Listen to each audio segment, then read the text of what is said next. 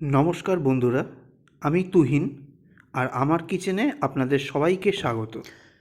আজ আপনাদের জন্য নিয়ে এসেছি শীতকালীন স্পেশাল একটা রেসিপি। এখন মাছের বাজারে গেলেই সব থেকে বেশি মাছের দেখা পাওয়া যায় ভেটকি মাছ। কাতলা, রুই তো সারা বছরই দেখা যায়, কিন্তু এই সময়টাতে ভেটকি মাছ ঢেলে সাজানো থাকে বাজারে। তাই আজকে ভাবলাম ভেটকি মাছ দিয়ে একটা কিছু করে দেখাই। তাই ভাবলাম কি করা যায়। ফার্স্টেই মনে পড়লো ভেটকি ভাপা। চলুন তাহলে আজকে এই ভেটকি ভাপাই আপনাদের সঙ্গে শেয়ার করব। দুর্দান্ত লাগে এই ভেটকি ভাপা খেতে, আর বাটিতে ভাপাবো। চলুন দেখে নেওয়া যাক।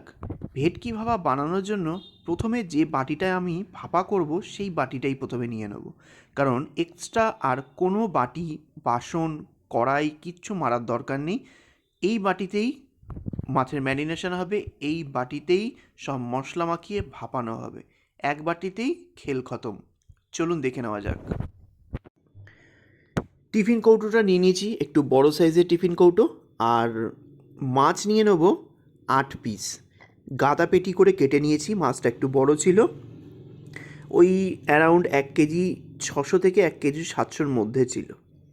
সেখান থেকে 8 টুকরো মাছ আমি এখানে নিয়ে নিলাম, একদম ফ্রেশ মাছ। নুন জলে ভালো করে এটাকে ধুয়ে নিয়েছি। এইবার আমি মাছটাকে এই বাটির মধ্যে নিয়ে নিলাম। এইবার ম্যারিনেশনের জন্য প্রথমেই দিয়ে দেবো পরিমাণ মতো লবণ। লবণটা আমি ব্রেক করে দেবো, এটা মাছের ম্যারিনেশনের জন্য লবণ দিচ্ছি, মশলার জন্য আলাদা লবণ দেবো। এইবার এর মধ্যে দিয়ে দেবো আমি হলুদ, জলে একটুখানি গুলে রেখেছিলাম থিক পেস্টের মতো, সেইটা আমি এর মধ্যে দিয়ে দিলাম। এই থিক পেস্টটা দিলে মাছের সঙ্গে খুব সুন্দরভাবে লেগে যায়, যার জন্য আমি এটাকে একটুখানি পেস্টের মতো করে নিয়েছিলাম জল দিয়ে। আপনারাও কিন্তু এভাবে করতে পারেন। এইবার হাত দিয়ে ভালো করে মাছটা 2 পিঠ সুন্দর করে মেখে নেব। প্রতিটা টুকরোই কিন্তু সেমভাবে সময় নিয়ে মাখাবেন। ম্যারিনেশন যত ভালো হবে এই ভেটকি ভাপা খেতে তত ভালো হবে, কারণ মাছের মধ্যে যতক্ষণ না পর্যন্ত মশলা লবণ এসব ঢুকবে ততক্ষণ পর্যন্ত মাছের আসল স্বাদ কিন্তু খুলে বেরিয়ে আসবে না। দেখুন মাছটা ম্যারিনেশন করে নিয়েছি। এইবার ঢাকনা দিয়ে ঢেকে এইভাবে 15 মিনিট রেখে দেবো।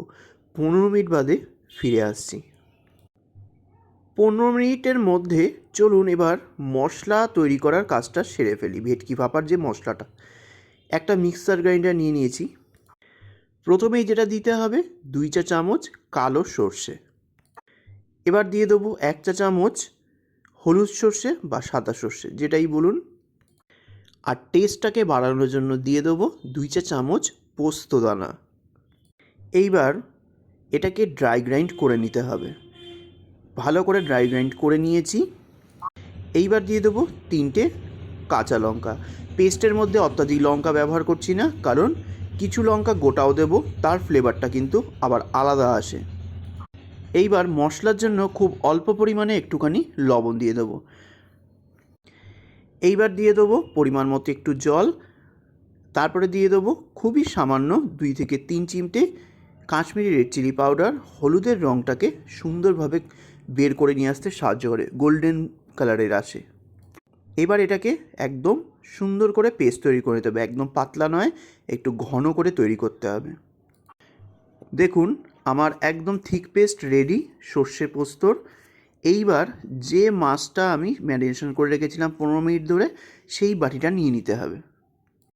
এবার এই পেস্টটা, সর্ষে পোস্তর পেস্টটা মাছের ওপর থেকে ঢেলে দিতে হবে। আর খুব সামান্য একটু জল নিয়ে মিক্সার গ্রাইন্ডারটা ধুয়ে ওপর থেকে দিয়ে দিতে হবে, অত্যাধিক জল কিন্তু দেওয়া যাবে না। এইবার যেটা দিতে হবে সেটা হচ্ছে 2 টেবিল চামচ টক দই। না ফেটিয়েও দিতে পারেন, কোনো সমস্যা নেই। এই টক দই দিলে টেস্টটা দুর্দান্ত আসে। এইবার দিয়ে দেবো 2 টেবিল চামচ সর্ষের তেল। এতে ঝাঁঝটাও খুব ভালো হয় আর খেতেও সুস্বাদু হয়। এবার সব মশলার সাথে ভেটকি মাছটাকে মাখিয়ে নিতে হবে। খুব সুন্দরভাবে কিন্তু মাখাতে হবে, যাতে ভেটকি মাছের কোনো অংশ মশলা থেকে বাদ না যায়। ভালো করে ভেটকি মাছটা মাখানো হয়ে গেছে। এইবার ওপর থেকে দিয়ে দেবো 4-5টা কাঁচা লঙ্কা, হালকা একটুখানি চিড়ে নিয়েছি, দিয়ে দিয়েছি। এটা ঝালের বদলে একটু ফ্লেভারটা ভালো আসবে, আর ভাতের সঙ্গে ডলে খেতেও দুর্দান্ত লাগবে। অবশ্যই কিন্তু দেবেন। আমার বাটির পোর্শনের কাজ এক্কেবারে রেডি। এবার বাটির ঢাকনাটা আমি ঢেকে দেবো। চলুন এবার রান্না কিভাবে করতে হবে দেখিয়ে দিই, ভাপানোটা। এবার একটা কড়াই নিয়ে নিয়েছি, কড়াইটাকে মিডিয়াম ফ্লেমে গরম করতে বসিয়ে দিয়েছিলাম অলরেডি।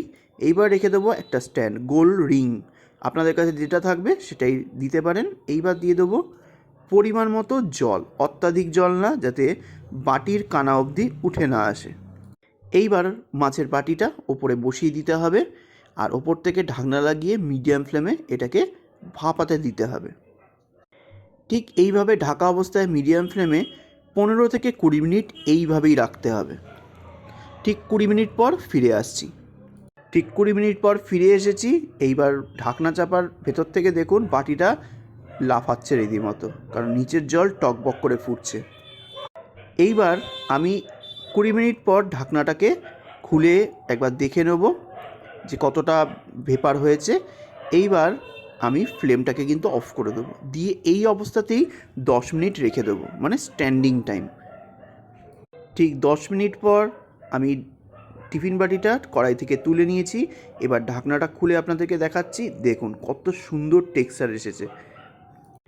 মাছগুলো সুসিদ্ধ হয়েছে অথচ ভাঙেনি।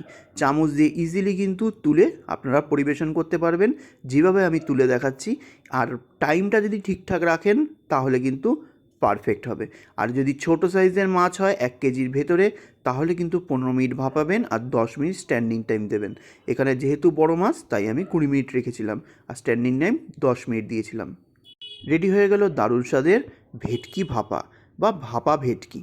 এইভাবে রান্না করে খেয়ে দেখুন, দুর্দান্ত লাগবে। রেসিপিটা ভালো লাগলে অবশ্যই সাবস্ক্রাইব করে দেবেন, বেল আইকন ক্লিক করে অল বাটন ক্লিক করতে ভুলবেন না। নমস্কার।